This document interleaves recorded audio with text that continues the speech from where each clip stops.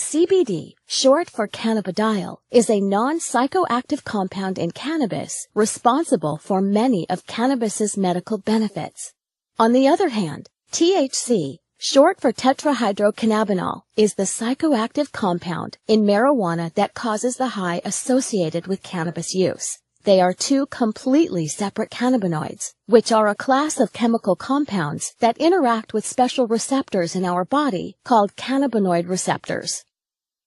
Dr. Sanjay Gupta, an American neurosurgeon and CNN's chief medical correspondent, changed his stance on the prohibition of cannabis while investigating its powerful therapeutic properties and witnessing CBD successfully treat Americans. He shocked mainstream America, saying, "We have been terribly and systematically misled for nearly 70 years in the United States, and I apologize for my role in that." Through Dr. Gupta's review of the history of cannabis, he found that it has been a legitimate medicine for at least 3,000 years.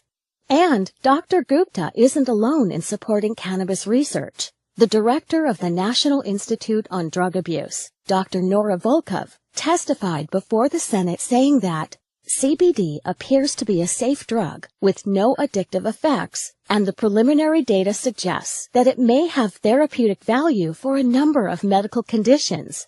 Research has shown that CBD can influence many conditions and bodily functions, including inflammation, neuropathic pain, autoimmune disease, energy regulation, metabolism, reproductive function, appetite, depression, anxiety, and even cancer.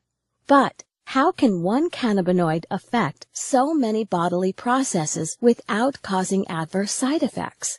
The answer lies in our biochemistry, the natural intelligence of the body. We have naturally occurring cannabinoid receptors all over our body that interact with CBD.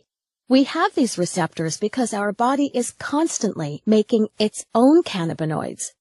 These receptors and cannabinoids make up most of our endocannabinoid system, or ECS.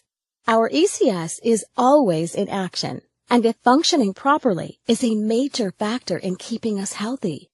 Many doctors now think that some people suffer from an endocannabinoid imbalance, known as clinical endocannabinoid deficiency, or CED. People suffering from CED may benefit by supplementing with cannabinoids such as CBD. CBD is the most abundant cannabinoid in hemp, a cannabis crop the federal government allowed individual states to legalize in the 2014 Farm Bill. Hemp-derived CBD is legal in all 50 states, is non-addictive, does not cause a high, and is easy to incorporate into your current health routine.